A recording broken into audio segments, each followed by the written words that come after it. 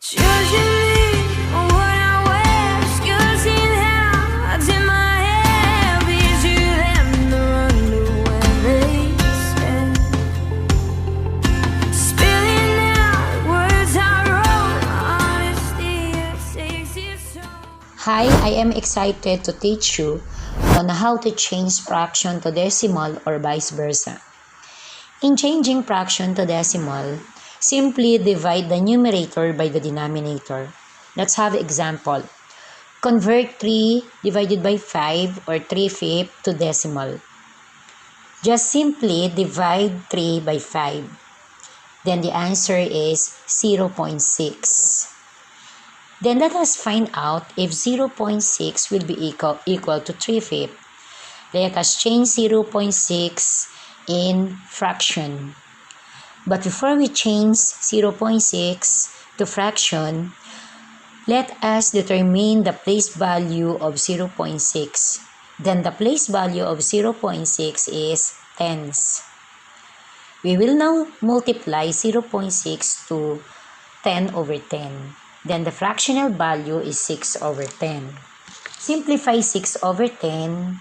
We will divide it 2 in the numerator over the denominator. Therefore, 6 divided by 2 is equal to 3 and 10 divided by 2 is equal to 5. Therefore, we prove that 3 over 5 will be equal to 0.6 and 0.6 equals to 3 over 5.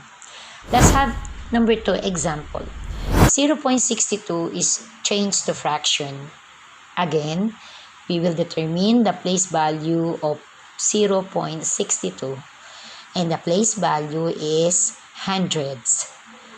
The fractional value therefore of 0.62 is 62 over 100. We simplify 62 over 100.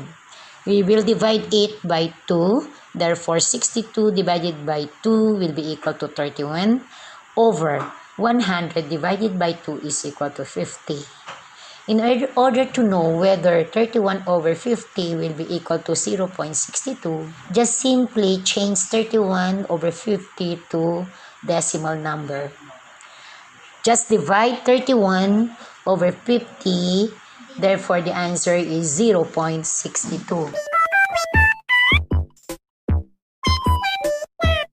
It's our time to shine. Show that's the kind of state of mind you gotta combine with hard work and time. You gotta climb to the top. Don't let yourself drop to